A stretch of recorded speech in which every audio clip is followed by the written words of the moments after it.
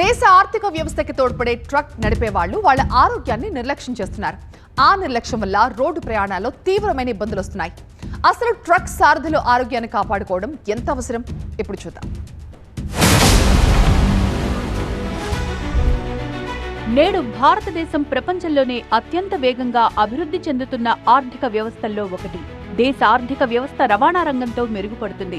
అలాగే ట్రక్కులు, ఇంకా పెద్ద పెద్ద వాణిజ్య వాహనాలను నడిపే రథసారథులపై ఆధారపడి ఉన్నాము. ఎకనామిక్ టైమ్స్ యొక్క నివేదిక ప్రకారం నేడు దేశంలో దాదాపు 36 లక్షల మంది ట్రక్ సారథులు ఉన్నారు. వీలైనంత త్వరగా వేలాది మైళ్లు ప్రయాణించాలనే వారి కోరికతో చాలా మంది సారథులు తమ ఆరోగ్య సంబంధిత సమస్యలను అశ్రద్ధ చేస్తున్నారు. ఇది వాళ్లకి చాలా ప్రమాదం కావచ్చు. కొన్నిసార్లు పెద్ద పెద్ద రోడ్డు ప్రమాదాలు కూడా జరగచ్చు. ప్రాణ నష్టం, ఆస్తి నష్టానికి కూడా దారితీస్తుంది.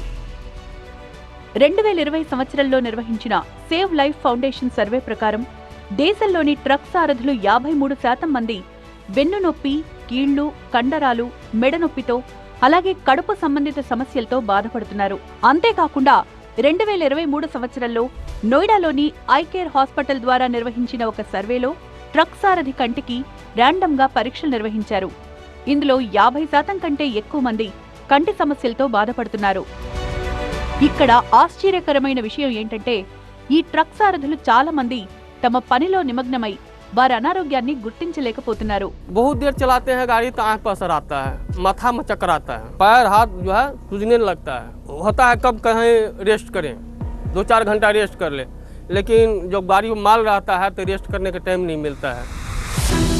దేశంలో రహదారులను సురక్షితంగా ఉంచడానికి ట్రక్ సారథి క్రమం తప్పకుండా ఆరోగ్య పరీక్షలు చేయించుకోవడం అవసరం. చిన్న ఇంకా పెద్ద అనారోగ్యాలపై వారికి అవగాహన కల్పించాల్సిన అవసరం ఉంది. దీనివల్ల రోడ్డు ప్రమాదాలను కూడా నివారించవచ్చు. ఈ అవసరమైన మార్పుల కోసం ప్రభుత్వంతో పాటు ఓఈఎంలు, పాలసీ మేకర్లు, ట్రాన్స్పోర్టర్లు, కంపెనీలు, వినియోగదారులు అందరూ కలిసి ముందుకు రావాలి. అప్పుడే సురక్షితమైన ప్రయాణం అనే ఉన్నత లక్ష్యంలో విజయం సాధించగలుగుతాం.